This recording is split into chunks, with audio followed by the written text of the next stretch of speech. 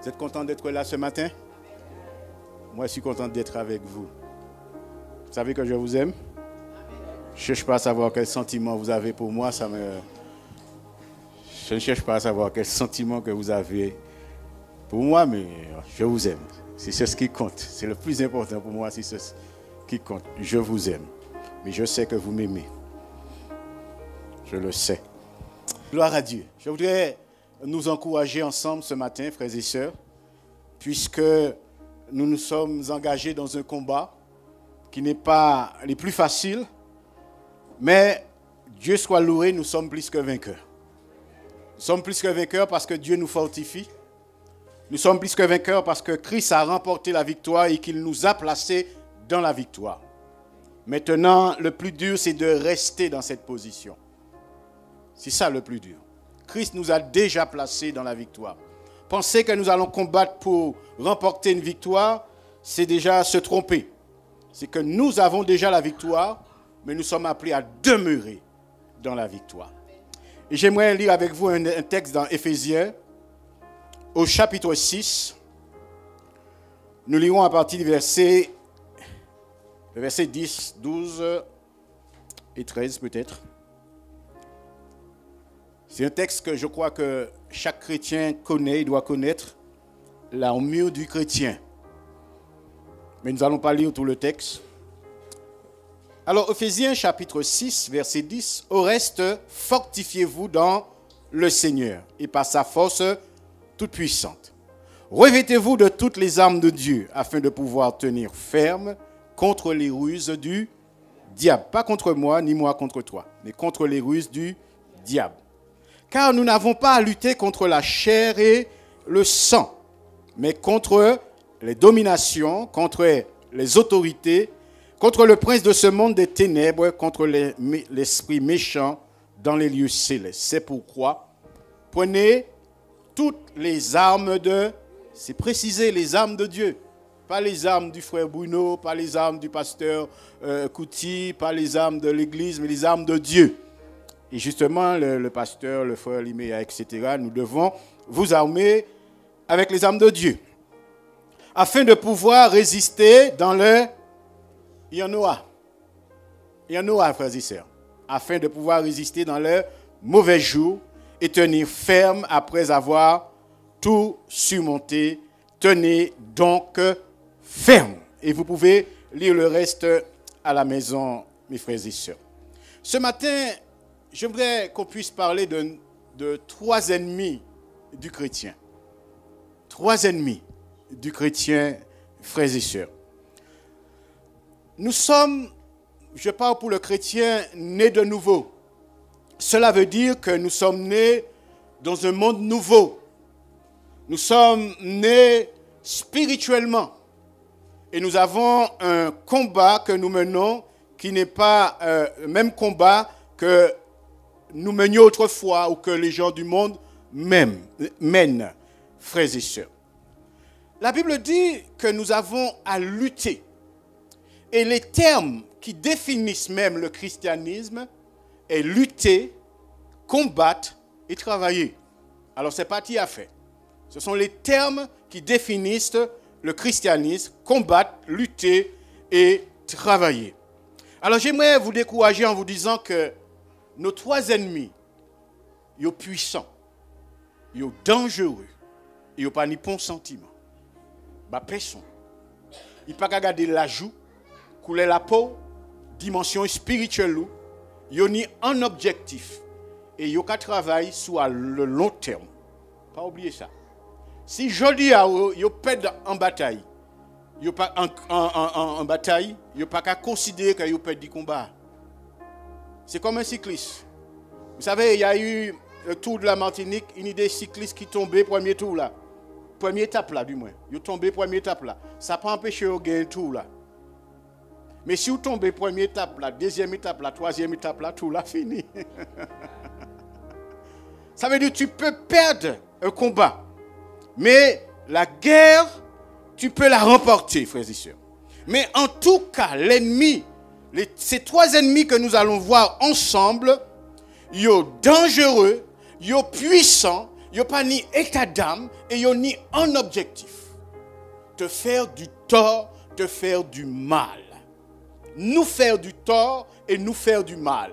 Faire du tort à l'église, à l'association, à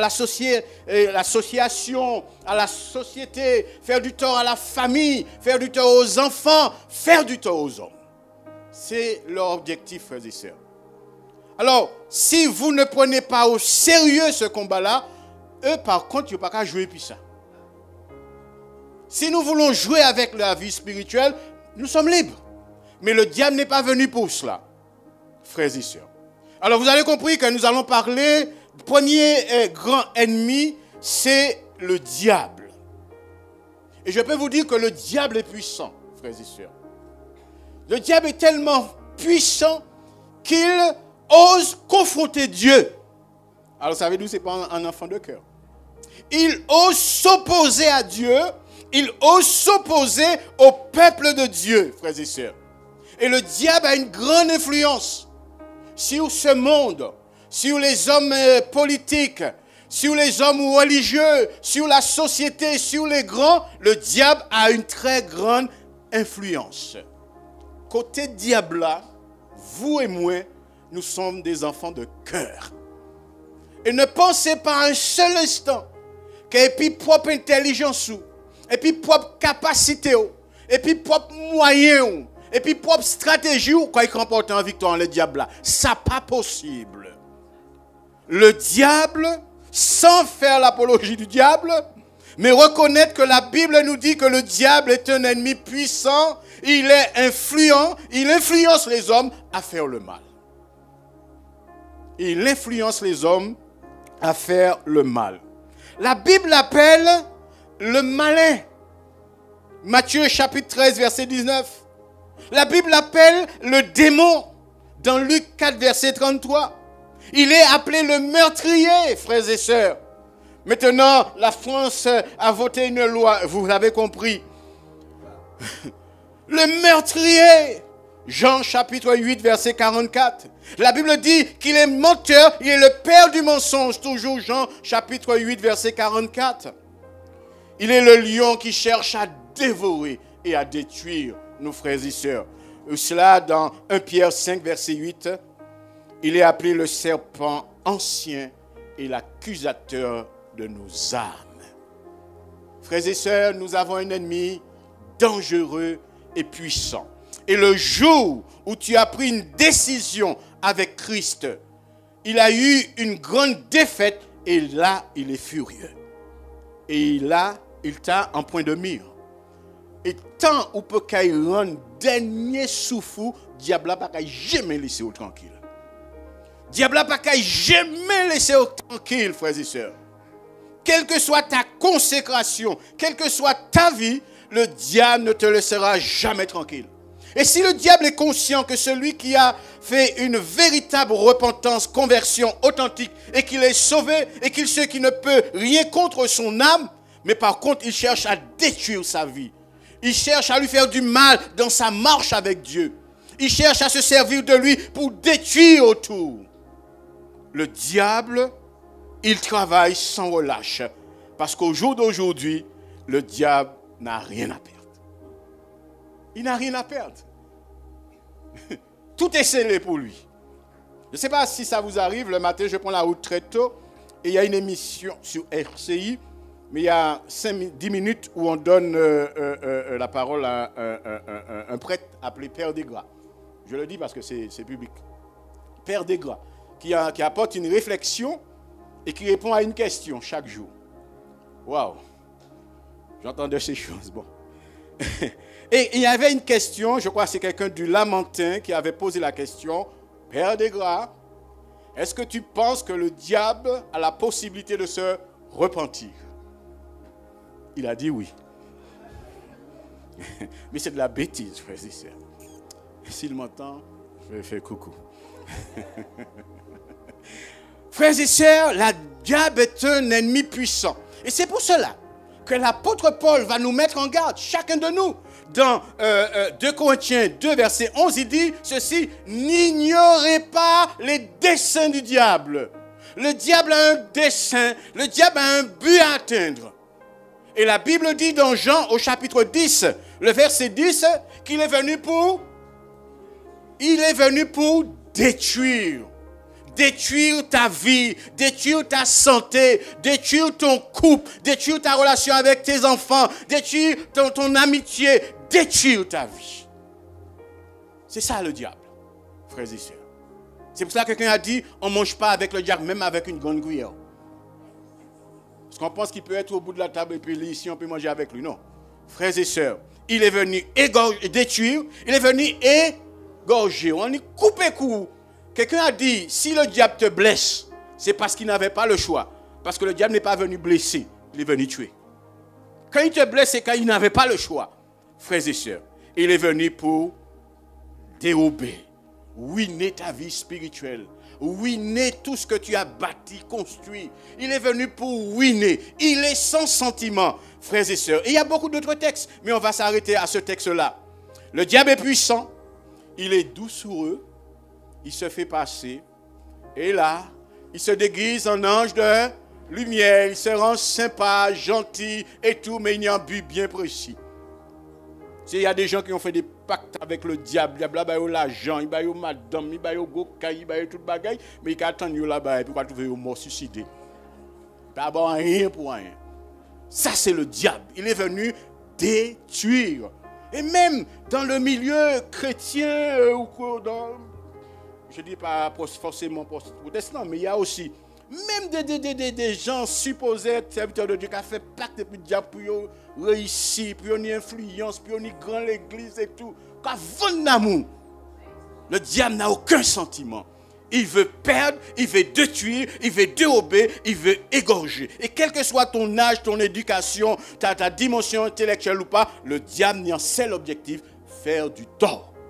Parce qu'il sait, en te faisant du mal, en te faisant te détourner de Dieu, c'est à Dieu qui fait du mal.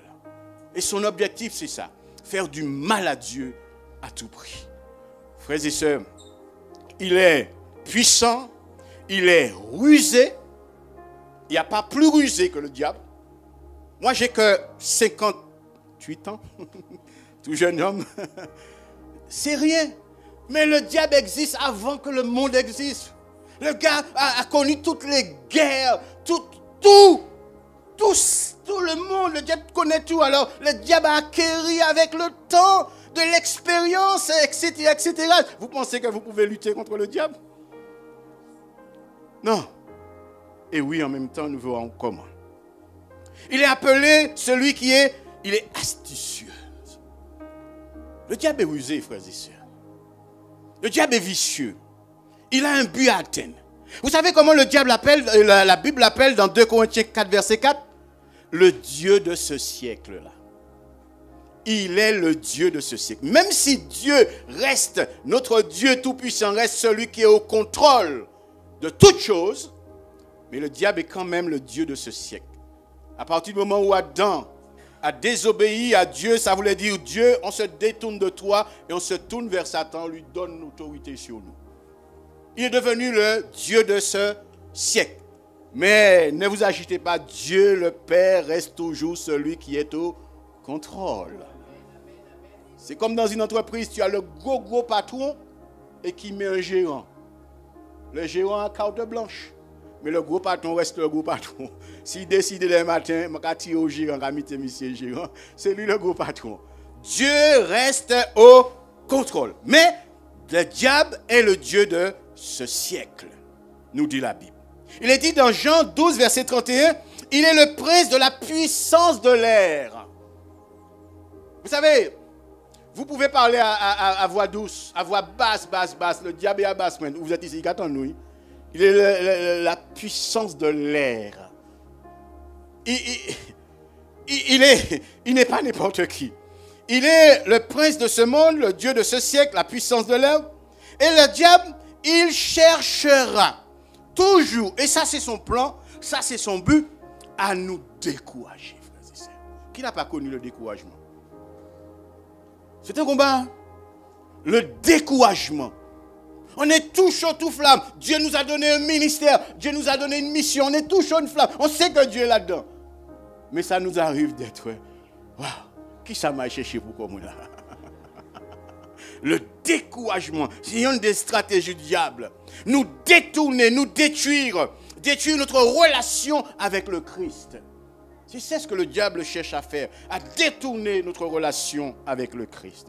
C'est pour cela que Jacques, le frère de notre Seigneur Jésus, dit dans le chapitre 4, verset 7, deux choses fondamentales, frères et sœurs, pour réussir à triompher du diable.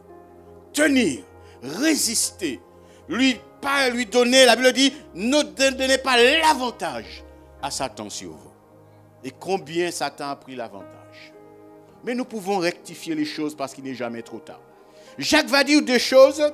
Nous allons lire Jacques chapitre 4, verset 7.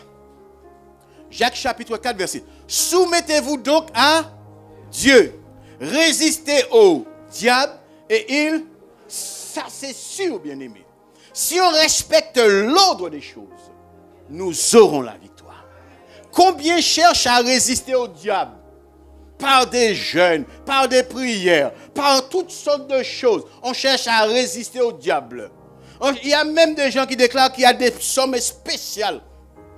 Des psaumes spéciales pour combattre le diable. Il y a des psaumes. Dans des psaumes, il y a des versets qui peuvent nous fortifier pour combattre. Il n'y a pas de souci. Mais pas un psaume. Le diable s'assied et puis prend son temps de lire la Bible. Vous pensez que vous connaissez la Bible plus que le diable?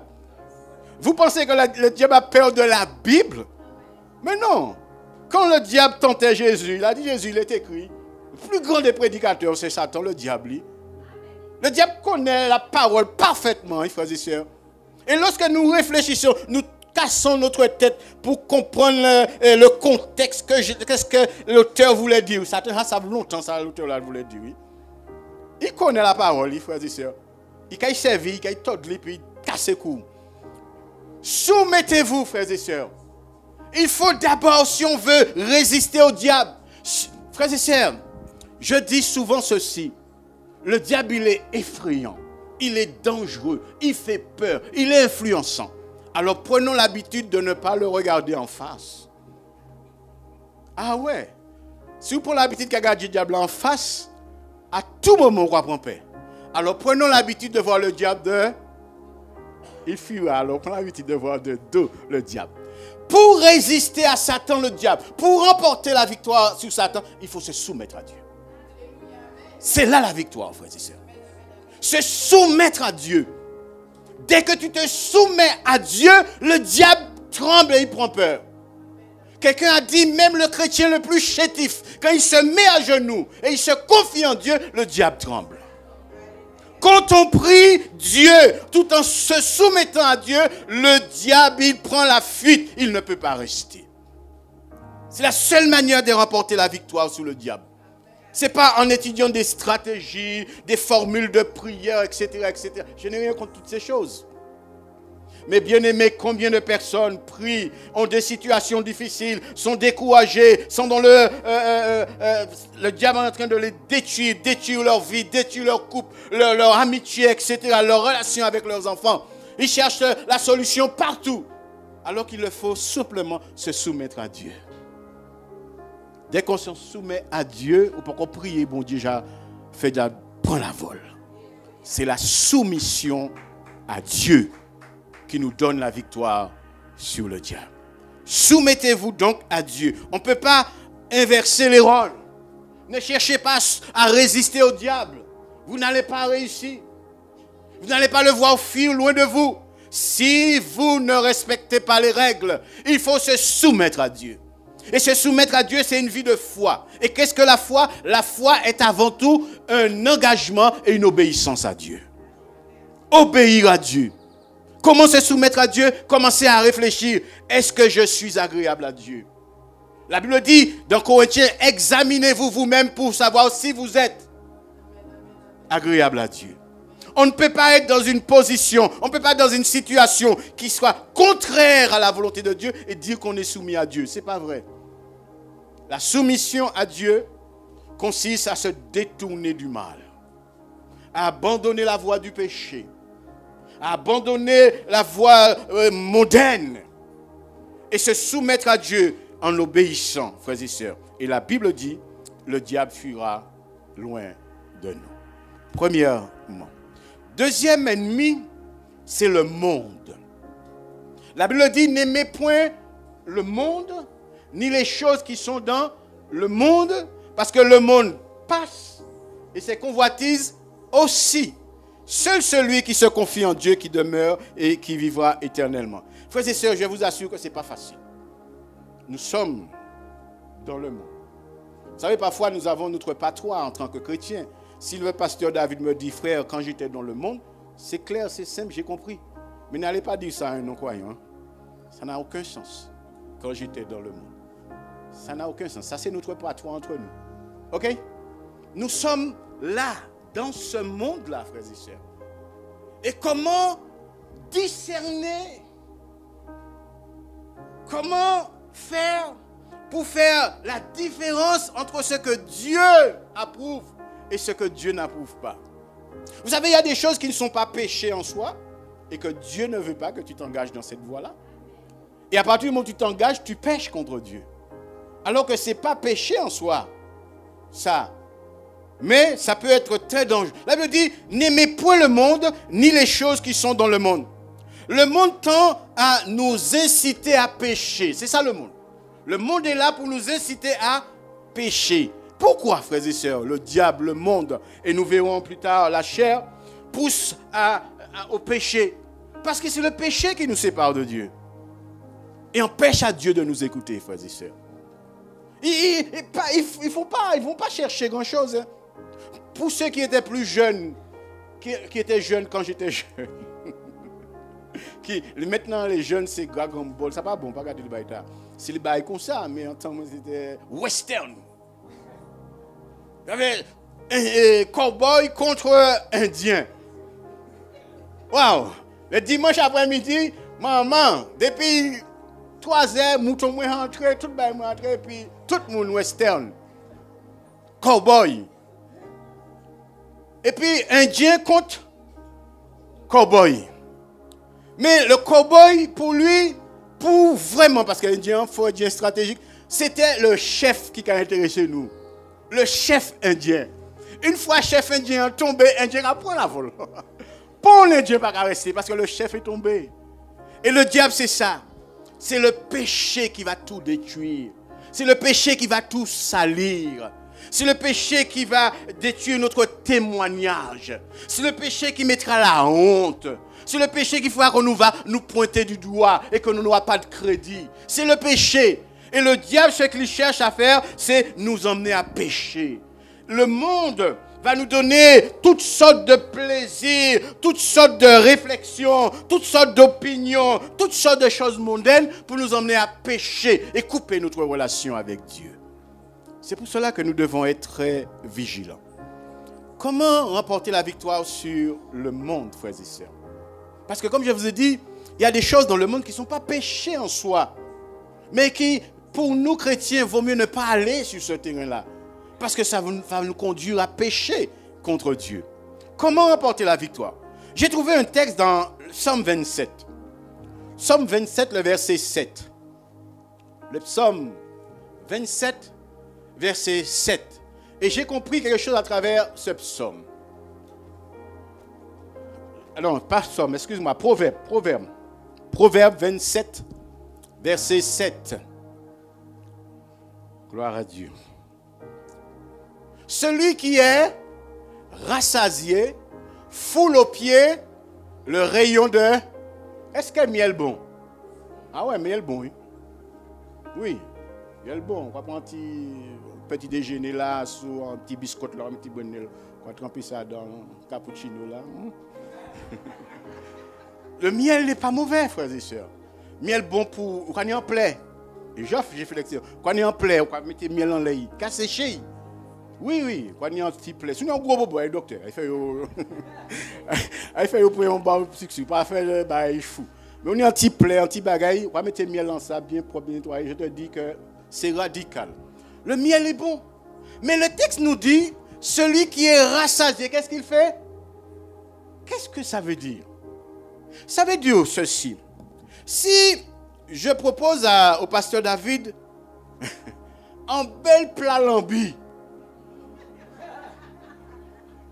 Mais le pasteur David vient de sortir celui, vient de manger fruits à pain et puis salaison. Le pasteur David aime le lambi.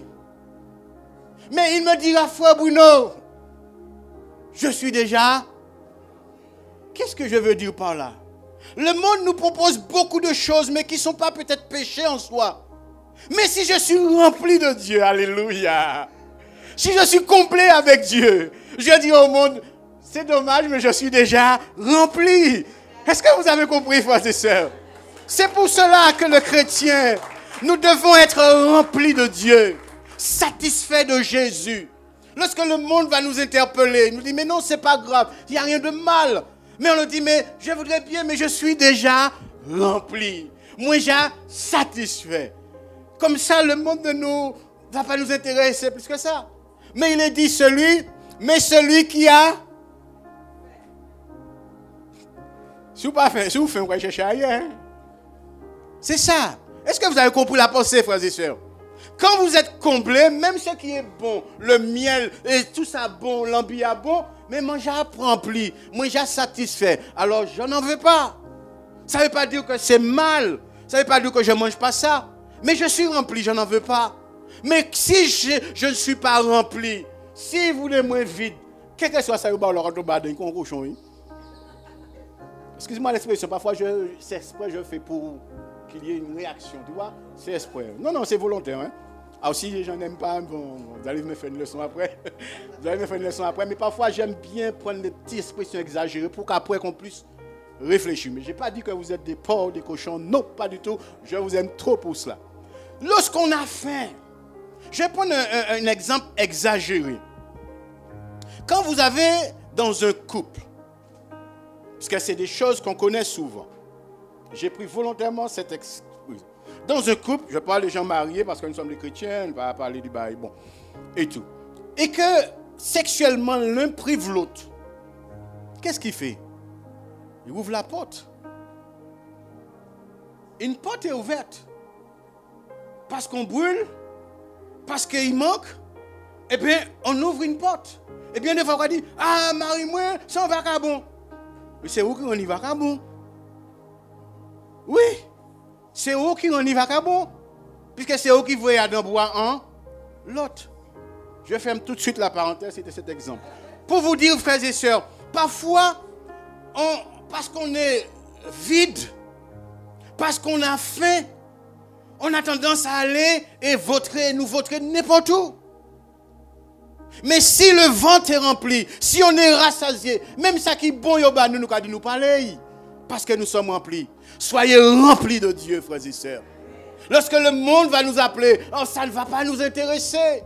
Même si ce n'est pas mauvais, même si ce n'est pas machin. Mais on dit non, je suis rempli de Dieu. J'en ai pas besoin, frères et sœurs. Être rempli de Dieu, frères et sœurs. Il faut être rempli de Christ. C'est le secret pour vivre une vie de victoire et triompher du monde. N'aimez point le monde. Parfois, on nous met des interdits. Tu n'as pas le droit. Non, il y a beaucoup de choses que j'ai le droit, mais que je ne fais pas. Parce que ça ne m'avantage à rien. Ça peut m'emmener à un moment donné à dévier. J'ai connu la femme d'un pasteur qui est entrée dans une association de football. Elle était secrétaire. Alors je lui ai dit, beaucoup de chrétiens lui disent, mais non, ce n'est pas ta place et tout. Elle me pose la question. Je lui dis, il n'y a rien de mal. Une association qui sportif dans un quartier, il n'y a rien de mal. Mais ça reste dangereux, ma soeur. C'est pas mal. Un chrétien, nous avons le droit d'être dans une association qui n'est pas religieuse. Hein? Il n'y a rien de mal à ça.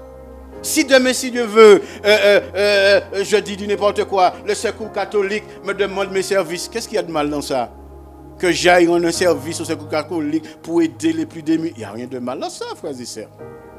Mais je dis à sœur, le danger, ça sera à la longue. Ça sera à la longue. Puisque c'est comme ça le diable travaille, à long terme. Et Ça s'est très très mal passé. Très très très mal passé, séparation, divorce, etc. Ça s'est très très mal passé. Alors que c'est pas mal au départ d'être dans une association, secrétaire dans une association. Mais si on est tellement rempli de Dieu, on est dans les activités de Dieu, on n'a pas le temps pour ces choses.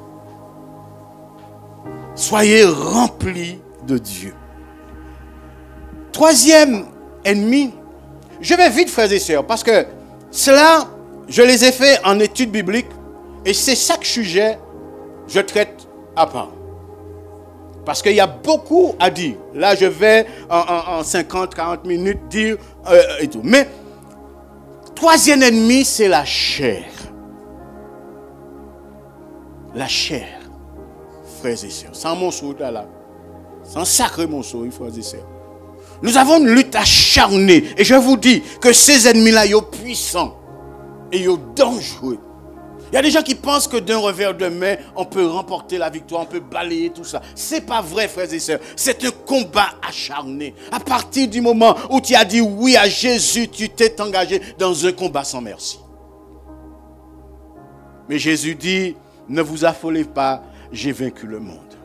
C'est pour cela que nous avons besoin du Christ Jésus. La chair et cette tendance à faire le mal.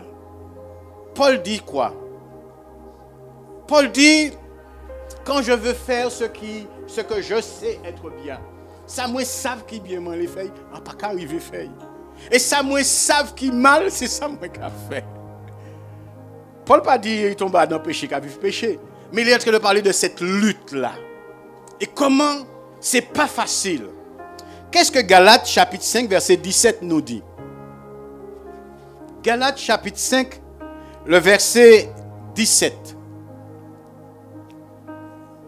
Alléluia. Galates chapitre 5, le verset 17. Car la chair a des désirs contraires à ceux de... Ah ouais. Ce que l'Esprit de Dieu te réclame, te demande, la chair a des désirs contraires à ceux de l'Esprit. Alors, les deux, ça n'est pas facile. Et l'Esprit a des contraires à ceux de... Yo opposé entre eux, afin que vous ne fassiez point ce que vous voudriez. Je vous ai raconté une histoire ici, mais ça fait longtemps, je raconte à nouveau. Il y a ceux qui n'étaient pas là. C'était un Esquimau qui avait deux chiens. Un chien noir et un chien blanc. Ok, vous oubliez l'histoire, ça m'arrange. Un chien noir et un chien blanc. Et lui, il descendait tous les week-ends, le samedi, en ville pour vendre et faire ses petites marchandises. Et il profitait pour faire battre, combat chien. Nous avons dit. Tu as fait des chiens combattre et puis tu avais des paris. Alors, un samedi, il parie sous le chien noir. Et il gagne. Et le samedi d'après, il parie sous le chien blanc. Et il gagne. Mais il gagnait toujours. Alors quelqu'un lui a dit, mais quel est le secret? Il a dit ceci, c'est simple. Pendant la semaine, je nourris bien, soit le chien noir, et j'affame le chien blanc. Et puis, ma camise dans le chien noir, puisqu'il est bien nourri pendant 6 mois. Et l'autre la faible, puisqu'il n'a pas bien mangé. Le week-end d'avant, pendant la semaine, c'est le chien blanc que je nourris bien, et j'affame le chien noir. Et je parie sous le chien blanc. Et je gagne toujours. Frères et sœurs, si on prend bien soin de la chair, si on s'occupe bien de la chair, si on nourrit bien la chair et qu'on néglige l'esprit, l'équation vite fait. La chair aura toujours le dessus sur l'esprit. Mais si on s'occupe de l'esprit bien et on affame la chair, on ne prend pas soin de la chair, mais on s'occupe de l'esprit. Frères et sœurs, l'esprit aura toujours la victoire. C'est pour ça qu'il dit, vivez par l'esprit et vous n'accomplirez pas les désirs de la chair. Parce que la chair a des désirs contraires à ceux de l'esprit, frères et sœurs. La chair nous réclame des choses. La chair a des besoins. Et puis parfois sont contraires à ceux de l'esprit. Et nous poussent à pécher contre Dieu. Vous avez dans l'Ancien Testament j'ai entendu cette semaine, David a un fils, Amnon. C'est bien ça, Amnon. Amnon, bah, ça qui passe en tête, petit bouc là.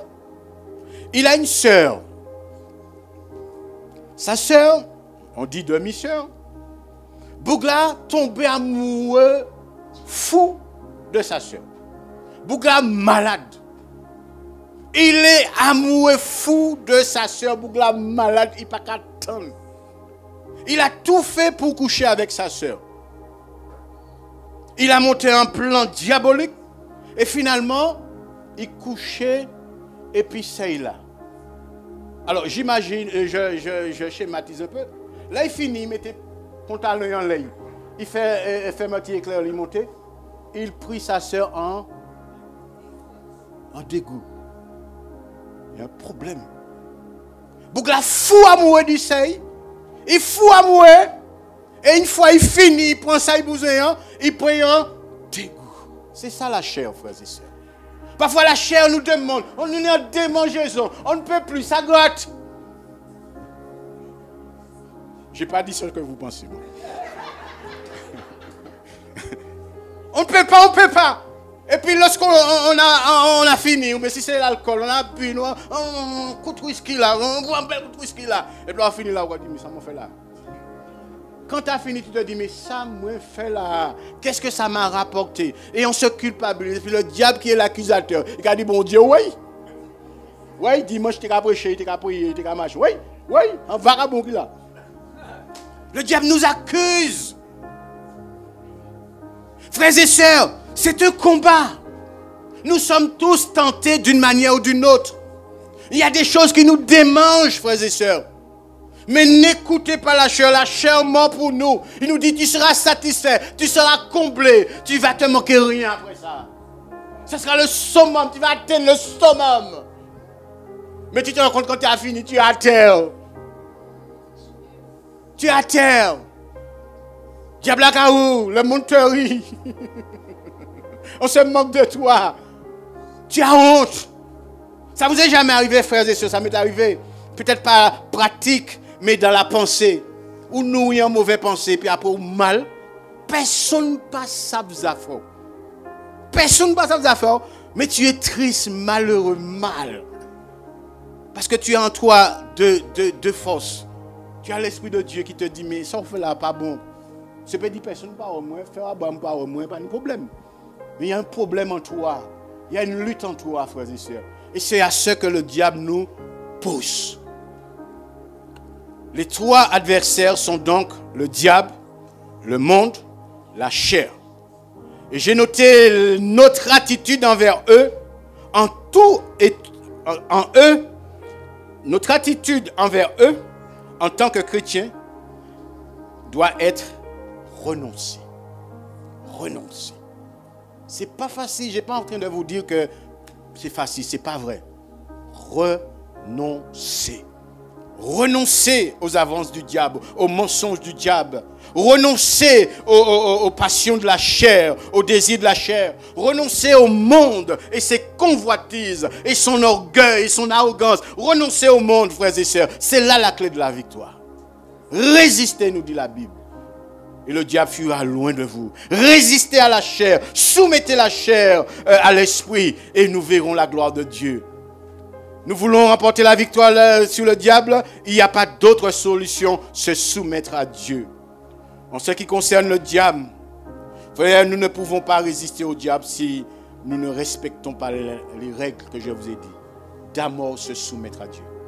Une vie, je dirais, j'emploie le mot clean. Pas parfait. Je ne le serai jamais, alors on ne va pas penser OK. On sera parfait le jour où Christ va revenir chercher l'église et nous allons changer là. Mais tant que nous sommes dans ce monde, nous ne serons jamais parfaits. C'est un combat de chaque jour. Et si vous glissez, debout, virez parti. Pas rester à terre. Le mal, c'est de rester par terre, frères et sœurs. La Bible dit, si vous avez péché, et d'après les recherches que j'ai faites, le second ou nos nouveaux traductions a dit si. Mais d'après, si je me trompe, les recherches que j'ai faites, le texte dit quand vous avez péché. Quand vous avez péché. vous avez un avocat auprès du Père. C'est comme, il dit, si vous vous mettez en colère. Mais le texte dit, quand tu te mettras en colère. C'est ça le texte original. Quand tu te mettras en colère.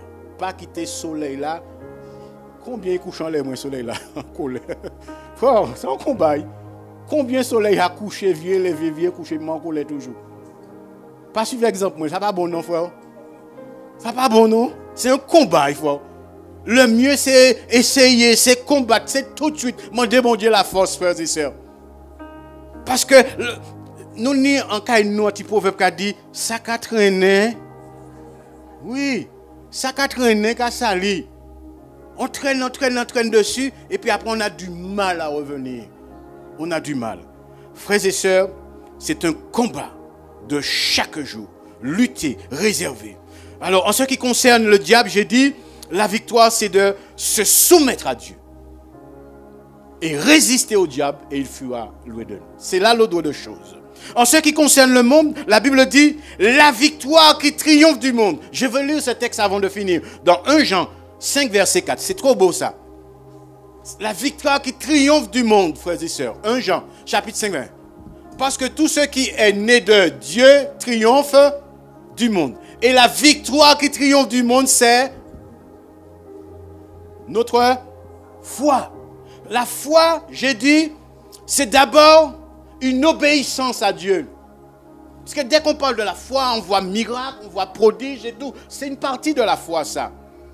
Mais la foi véritable, c'est une obéissance à Dieu. Celui qui croira, se fera baptiser, sera sauvé. La foi, c'est un engagement. On s'engage à Dieu, frères et sœurs. Alors il dit, parce que tout ce qui est né de Dieu triomphe du monde. On est né de Dieu, on triomphe du monde. Et la victoire qui triomphe du monde, c'est notre foi. Si on veut triompher du monde, qui nous appelle à pécher, nous présente toute forme de convoitise, toutes sortes de plaisirs, toutes sortes de choses pour nous éloigner des affaires de Dieu, même des choses qui ne sont pas péchées, mais qui sont là pour nous éloigner des affaires de Dieu. Qu'est-ce qui est... Le sport, c'est une très bonne chose, frères et sœurs. Et même aujourd'hui, il y a des sportifs professionnels et qui gagnent beaucoup d'argent, et tant mieux pour eux. Maintenant, si vous avez un enfant qui a des compétences, soit en foot et poule, et puis qui a la capacité d'être professionnel, vous voyez, allez, failli. La vie est assurée. Et puis, quand tirer nous pour nous faire un centre, flap. Mais, frères et sœurs, il reste un danger. Parce que, remarquez, je ne sais pas s'il y a des parents qui ont des enfants qui font du sport. Le sport est une très bonne chose. Il n'y a rien de mal à faire du sport. Il n'y a rien de mal à devenir un sportif professionnel. Rien de mal. Il y a des chrétiens qui sont des sportifs professionnels. Il n'y a rien de mal. Mais, remarquez bien, quand tu commences, les plus jeunes, les compétitions, c'est toujours le dimanche matin. Je ne sais pas si vous avez remarqué ça.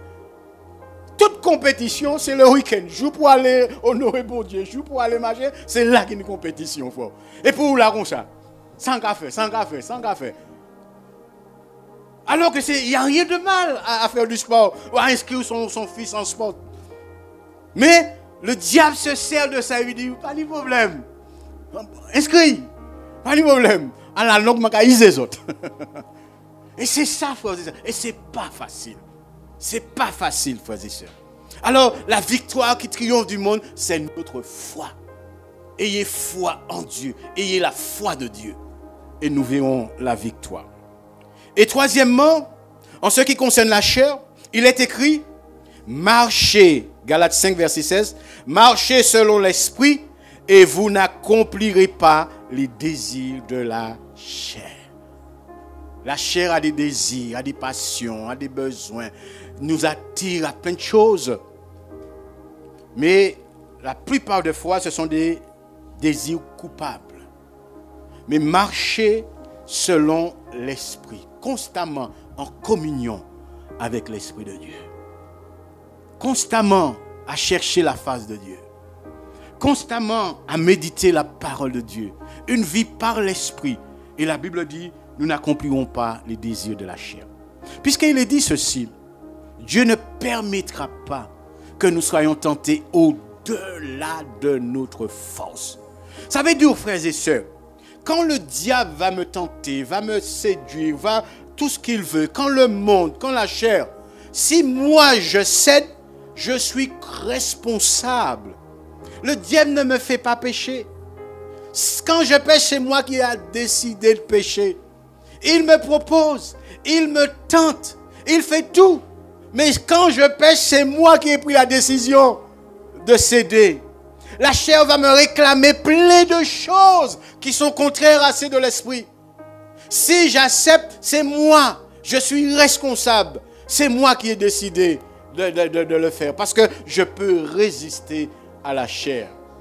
Le monde m'attire, le monde m'influence. Et je sais, frères et sœurs, par expérience, c'est très dur pour les jeunes. C'est très dur, frères et sœurs, pour les jeunes.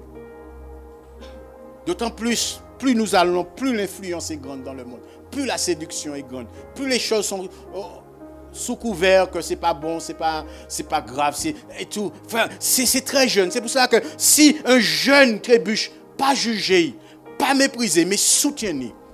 Dis comment je peux t'aider à te relever. Mais parfois nous avons juger si tu es né de nouveau. Oui, né de nouveau. C'est qu'il passe un moment difficile. Philippe nous a dit, si tu es chrétien, si tu es né de nouveau, David est chrétien, bêtise David fait. Salomon est plein l'esprit, mon Dieu, en tête li. Bêtise Salomon fait. Oui, c'est pas parce qu'on a commis un truc ou pas chrétien encore. Mais c'est que tu passes un moment difficile. Tu n'as pas été vigilant. Et j'ai besoin de mes frères et sœurs. On a besoin les uns les autres.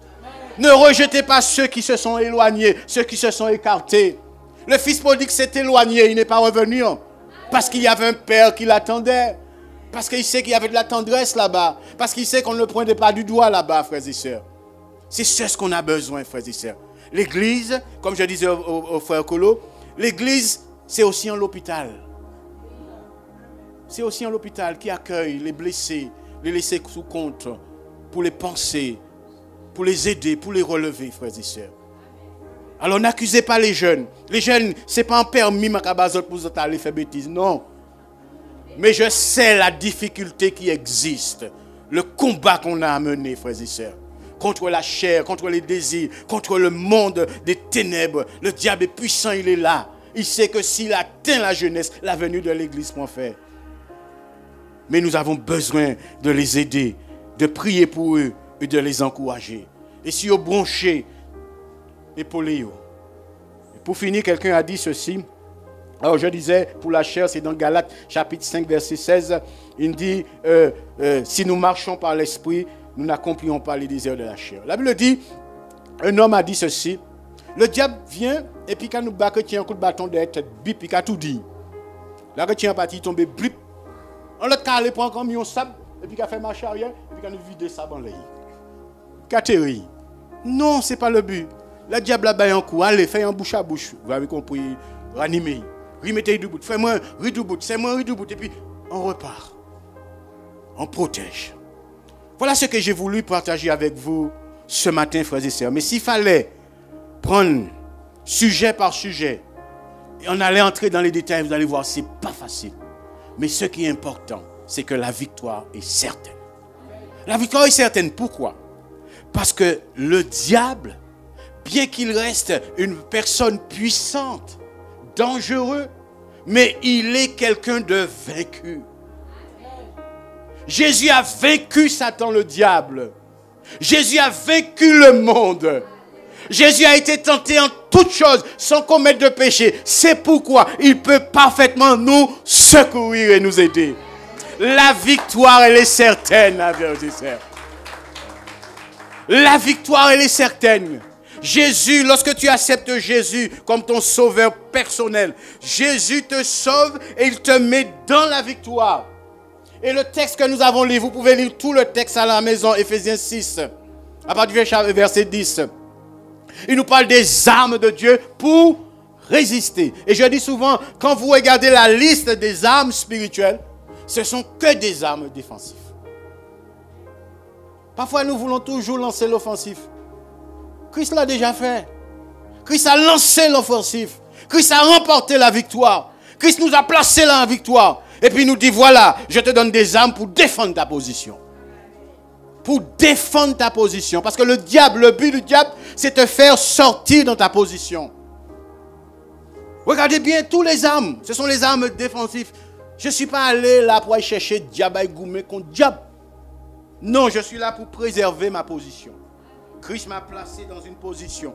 Il m'a sauvé par grâce. Il m'a fait don de la vie éternelle. Il a fait de moi une nouvelle créature. Il m'a mis en moi les arts de l'esprit. Il a fait tout pour moi. Et il m'a dit, Bruno, je te place dans la victoire. Tu es victorieux. Maintenant, tu as quelque chose à faire. Demeure dans la victoire. Et je te donne les armes pour demeurer dans la victoire. Frères et sœurs, si nous sommes obéissants, si nous sommes dociles, nous mangerons les meilleures productions du pays. Que l'Éternel soit béni. Mettez-vous debout. Mettons-nous debout, frères et sœurs. S'il y a quelqu'un qui dit, oui, j'en ai besoin de la grâce de Dieu ce matin, parce que je n'ai pas toujours été vigilant, et le diable a pris le pas, le monde a pris le pas, la chair triomphe. Mais ce matin, je crois que Dieu, par amour, m'interpelle à me repositionner avec lui dans la foi et de reprendre l'avantage sur Satan le diable. Quelqu'un qui dit, ce matin, je suis conscient que je ne dois pas négliger les desseins du diable. Alors je voudrais prendre une décision et que mes frères prient avec moi. S'il y a quelqu'un qui dit ça, je vous demande simplement de vous avancer devant et nous allons prier le Seigneur d'accorder une grâce et une bénédiction. Qu'il vous aide parce que c'est le but. Dieu vous aime, frères et sœurs. Dieu connaît la situation et il n'est pas là pour vous juger, vous condamner. Ce qu'il veut, nous avons vu la dernière fois que le mot sauver, c'est enlever quelqu'un d'une situation de détresse, de danger et de mettre cette personne à l'abri. Est-ce qu'il y a quelqu'un qui dit oui, je me suis laissé vaincre. Je ne suis pas resté dans ma position. Je ne me suis pas revêtu de toutes les armes de Dieu et le diable ou le monde ou la chair a eu raison de moi. Mais ce matin, je veux prendre une décision. Mais j'ai compris de moi-même, je n'ai pas la force. Mais je demande le secours de Dieu. Et la Bible dit, si deux se mettent d'accord pour demander quelque chose à Dieu, Dieu le fera. Et nous voulons nous mettre d'accord avec vous dans un moment de prière et lui demander une grâce et qu'il vous aide. Est-ce qu'il y a quelqu'un d'autre, avant que je prie pour notre sœur, qui dit oui, prie pour moi, j'en ai besoin. Alléluia. Frères et sœurs, vous pouvez dire, mais ce n'est pas grand-chose, mais c'est un acte de foi. Et ce que Dieu veut, c'est que nous posons un acte. Parce qu'il sait qu'on ne pourra pas faire la route seul, qu'on ne pourra pas emmener le changement. Tu ne pourras pas. Mais ça, bon Dieu, c'est qu'on dit, mis-moi. Je pose un acte de foi. Mis-moi, Seigneur. Maintenant, fais ça au lait. Et je peux vous dire que les projets que Dieu a pour toi, pour ta vie, ce ne sont pas des projets de malheur, mais de bénédiction. Et Dieu veut te bénir en ce matin, mais au-delà de ce que tu peux penser et imaginer. Dieu veut briser les liens. Enfin, hier, ça m'a fait rire. Le fils à notre sœur Retardato vendait des produits. Il y a un produit, le nom m'a fait rire. Quel est le nom là contre le mal? Rachedoulet. Ça m'a fait rire, j'étais content de dire ça. Rachedoulet. Frères et sœurs, Dieu veut Rachedoulet beau matin. Alléluia. Qu'on lève la main, lève la main. Et pense très, très fort à là où tu as besoin, tu as un besoin.